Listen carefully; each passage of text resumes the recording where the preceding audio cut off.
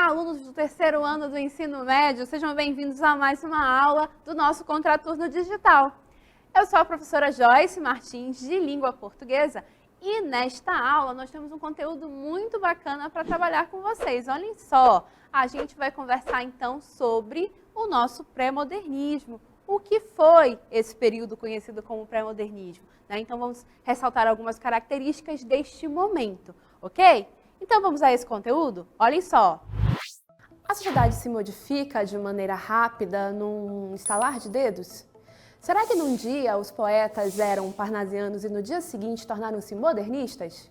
Não, as mentalidades e as concepções artísticas se modificam aos poucos e, nesse processo, há um momento em que é possível visualizar manifestações que têm um pouco de cada tendência, não podendo ser definidas como uma ou outra coisa.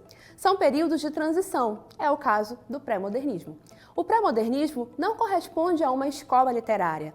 Foi um momento que reuniu escritores que tiveram uma produção de impacto apresentando novas vertentes estilísticas e ou temáticas em nossa literatura. Esse período está situado aproximadamente nas duas primeiras décadas do século XX, precedendo o movimento modernista de 1922.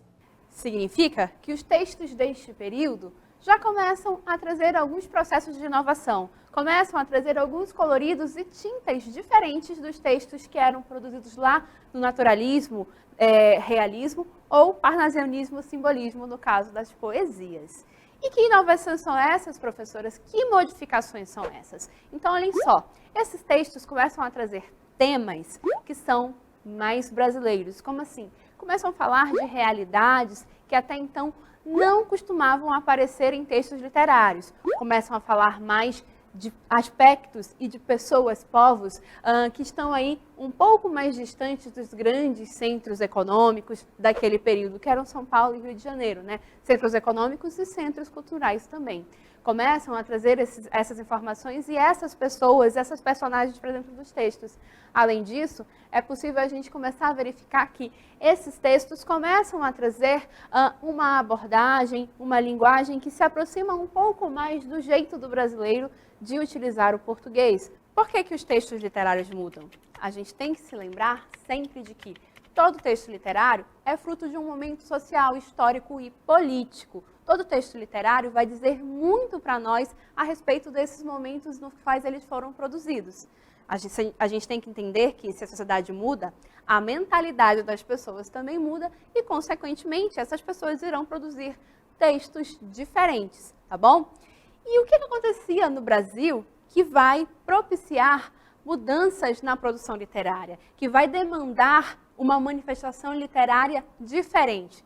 Muitas coisas importantes aconteceram mais ou menos nesse período aí que envolve este momento do pré-modernismo. Vamos observar então? O primeiro fato para nós importante é o fato de que o Brasil é uma república recente que busca o quê? Busca consolidação. E se busca consolidação, ela vai estar ali buscando maneiras de constituir o poder desse período. E uma dessas maneiras é justamente a política do café com leite, né? A gente vai observar, então, que São Paulo e Minas Gerais, né? São Paulo tem na base da economia o café e Minas Gerais tem na base da economia o leite. E eles vão aí se alternando em quem indica o presidente que vai ser o mandatário do país em determinado momento. Então, isso é uma característica muito importante desse período, dessa República Jovem. Um outro aspecto extremamente importante é justamente o fato de que o Brasil vai ser o quê? Uma república jovem que acabou de abolir a escravatura. Os escravos foram libertados, porém não houve processos de inserção desses escravos na sociedade. Eles ficaram então à margem. Então vai ser uma sociedade que vai ter muita gente, muitos negros marginalizados, não é? Um outro aspecto extremamente importante desse período é o fato de que o Brasil, embora ainda tenha na sua base da economia o café e o leite, que são, vamos dizer assim, produtos mais relacionados ao campo, a gente vai observar que uma tímida industrialização começa a surgir. E essa tímida industrialização vai aos poucos atraindo as pessoas que estavam lá no campo para as cidades. E isso é um aspecto também muito importante. Esse é o quadro geral, é o plano geral do Brasil.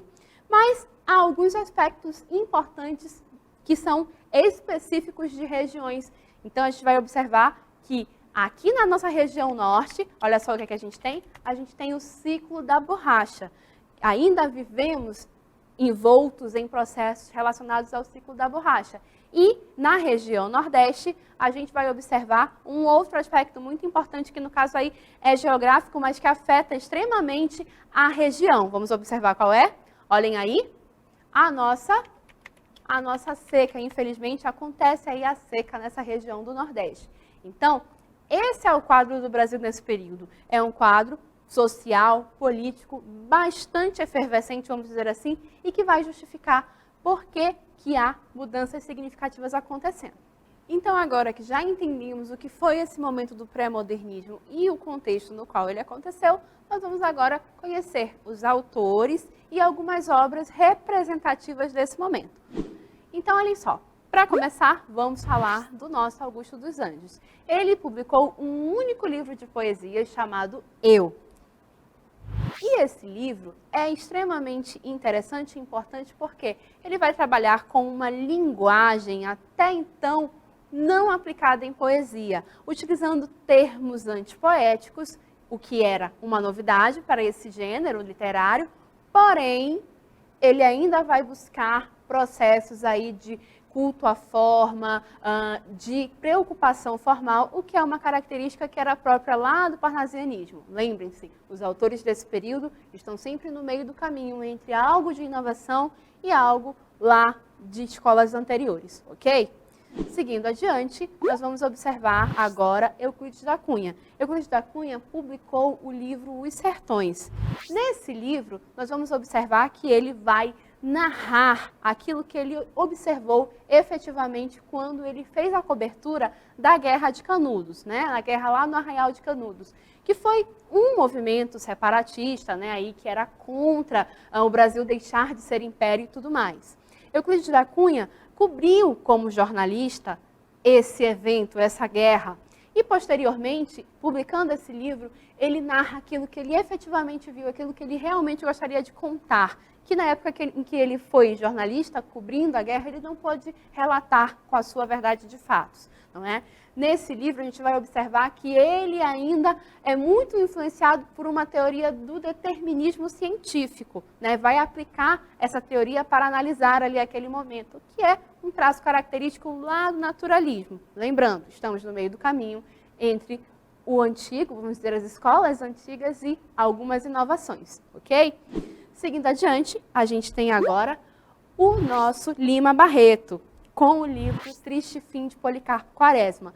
Neste livro aqui, a gente vai observar um certo tom irônico, por quê? Porque o Lima Barreto vai construir uma personagem que é extremamente nacionalista, mas é um nacionalismo extremo.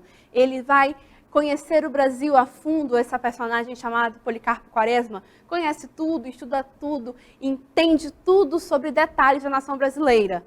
O nacionalismo nesse período estava muito em voga porque o Brasil é uma república recente, não é? Mas ele vai aplicar tons de ironia porque, embora ele seja aí tão apaixonado pela nação e tão envolvido com a nação brasileira, ele vai acabar não tendo um fim assim tão positivo. Está aí no título, é Triste Fim. E aí a gente vai ver também o autor Monteiro Lobato, que é mais conhecido pela sua obra Sítio do Pica-Pau Amarelo. Aqui a gente está abordando o seu aspecto pré-modernismo, está trazendo aí o livro Urupês. Nesse livro ele tem um conto com o mesmo nome, no qual aparece a personagem Jeca Tatu. E Jeca Tatu é uma personagem que representa as pessoas do interior, no caso, interior de São Paulo, né, que é o estado no qual Monteiro Lobato viveu e escreveu e tudo mais, não é?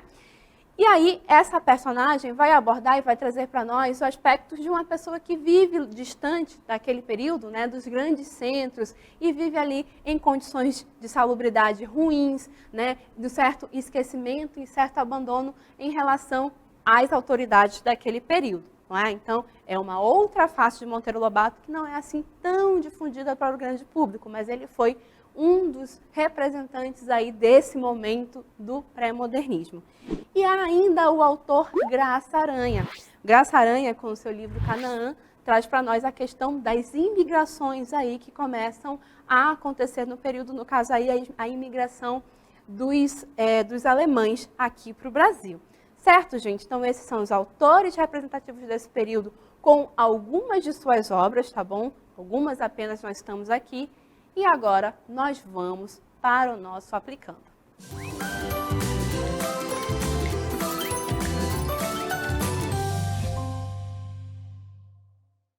Muito bem, retornamos então para o nosso aplicando. E todo esse percurso sobre o pré-modernismo é importante porque a gente entende que houve processos de transformação, a gente entende o contexto no qual esses processos aconteceram.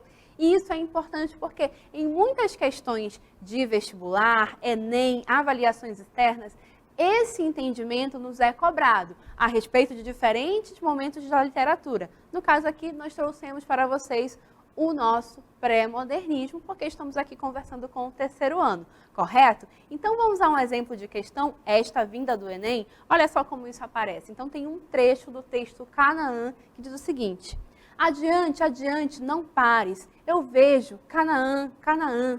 Mas o horizonte da planície se estendia pelo seio da noite e se confundia com os céus. Michal, isso é um nome alemão, tá, gente? Não sabia para onde o impulso os levava. Era o desconhecido que os atraía com a poderosa e magnética força de ilusão.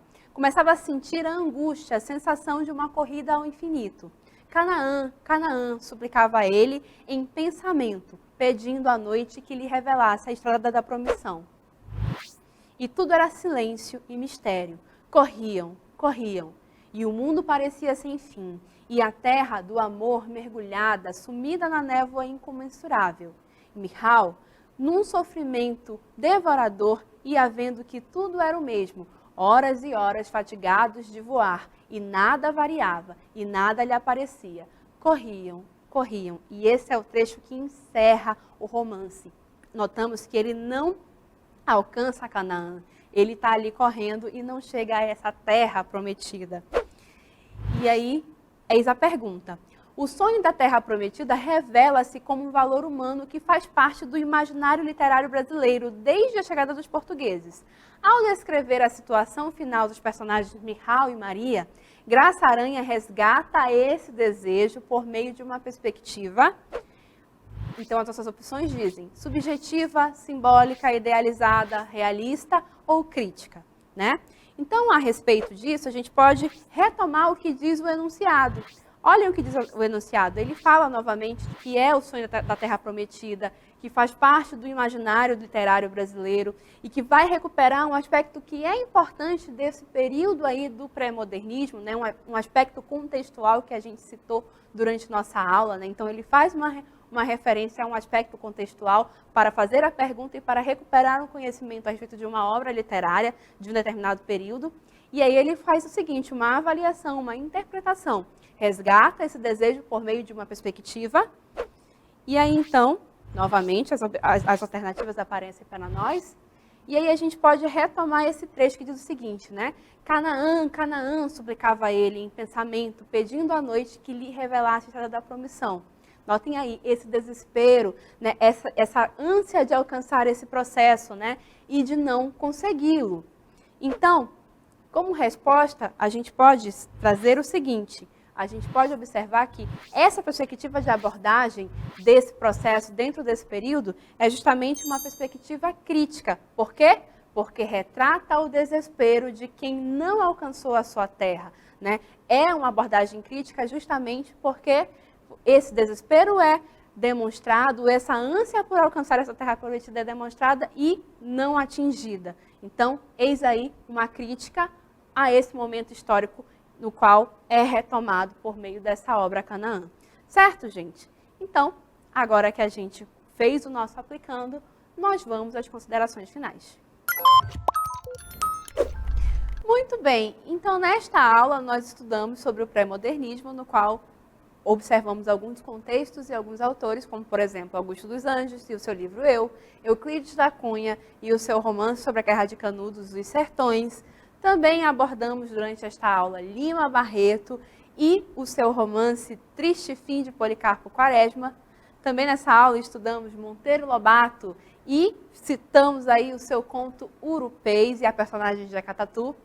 E, por fim, Graça Aranha, que inclusive apareceu no nosso Aplicando, e o seu livro Canaã. Nós, então, convidamos vocês a continuarem exercitando essa habilidade de reconhecer contextos e condições de produções que influenciam a produção do texto literário em outras questões relacionadas ao período do nosso pré-modernismo, lá no nosso caderno digital. Acessem, continuem exercitando, continuem aplicando essa habilidade. E a gente se vê numa próxima aula. Até mais!